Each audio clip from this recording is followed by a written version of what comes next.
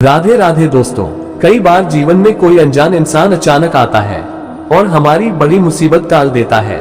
हम सोचते हैं ये तो संयोग था, पर कृष्ण मुस्कुराते हैं, संयोग नहीं संकेत था, क्योंकि जो रक्षक होते हैं वो हमेशा समय आने से पहले ही भेज दिए जाते हैं। शांत स्वभाव लेकिन टूटा हुआ लड़का, परिवार में कलह, करियर में संघर्ष, आत्मविश्वास खत्म, रिश्तों में धोखा, अंदर से पूछता है कृष्ण मैं अकेला क्यों हूँ। रात को घर लौटते समय उसका मोबाइल बंद हो जाता है। एक अजनबी उसे रोकता है, उस रास्ते मत जाए, वहाँ आगे खतरा है। आर्यन उसकी बात मान लेता है। अगले दिन पता चलता है उसी रास्ते एक हादसा हुआ था। वह अजनबी अगले दिन कहीं दिखाई नहीं देता। जब आप किसी खतरे के आसपास होते हैं तो कृष्ण किसी को भेज देते हैं, लेकिन आपको अक्सर पता भी नहीं चलता। आर्यन लगातार एक ही सपना देखता है, एक प्रकाश और एक आवाज, डर मत, समय बदलने वाला है। आर्यन इसे अनसुना कर देता है, पर असल में ये कृष्ण द्वारा भेजा गया सूक्ष्म संकेत होता।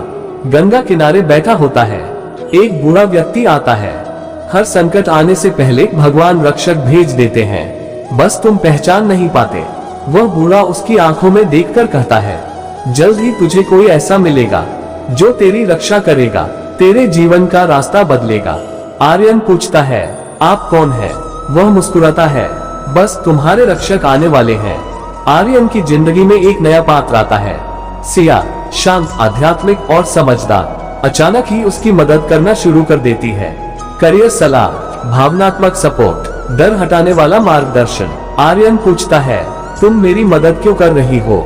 सिया, पता नहीं, बस दिल कहता है कि तुम अकेले न रहो। आर्यन समझ नहीं पाता, पर यह कृष्ण का दूसरा बड़ा संकेत था। सिया उसे सिखाती है, रक्षक हमेशा तलवार लेकर नहीं आते, कभी वो दोस्त बनकर आते हैं, कभी राह दिखाने वाले, कभी छोटी सी सलाह बनकर। आर्यन बदलने लगता है, उसका डर कम होने लगता है। एक दिन आर्यन पर झूठा आरोप लगता है, कार्यालय में सब उसके खिलाफ हो जाते हैं, नौकरी जाने की नौबत आ जाती है। आर्यन टूट जाता है, कृष्ण अब क्या करूं? सिया आगे बढ़ती है, तुम्हारे साथ गलत नहीं होने दूंगी। वह असली सच्चाई बाहर लाती है। आर्यन बच जाता है। आर्यन रोकर पूछता है, तुमने क्यों बचाया? सिया चुप रहती है। उसी रात आर्यन को वही सपना फिर आता है, प्रकाश, आवाज, मैंने कहा था ना, रक्षक वक्त आने से पहले भेज दिए जाते हैं। आर्यन जाग जाता है, धड़कते हुए गंगा किनारे वही बूढ़ा व्यक्ति फिर मिलता है। वह कहता है, जिसे तुम संयोग समझ रहे हो वो सब संकेत थे। आर्यन, सिया कौन है? क्यों आए मेरे जीवन में? बूढ़ा मुस्कुराता है, कभी कभी रक्षक इंसान बनकर आते हैं, क्योंकि इंसान को इंसान की जरूरत होती है। वह तेरे जीवन में कृष्ण द्वारा भेजा गया रक्षक थी।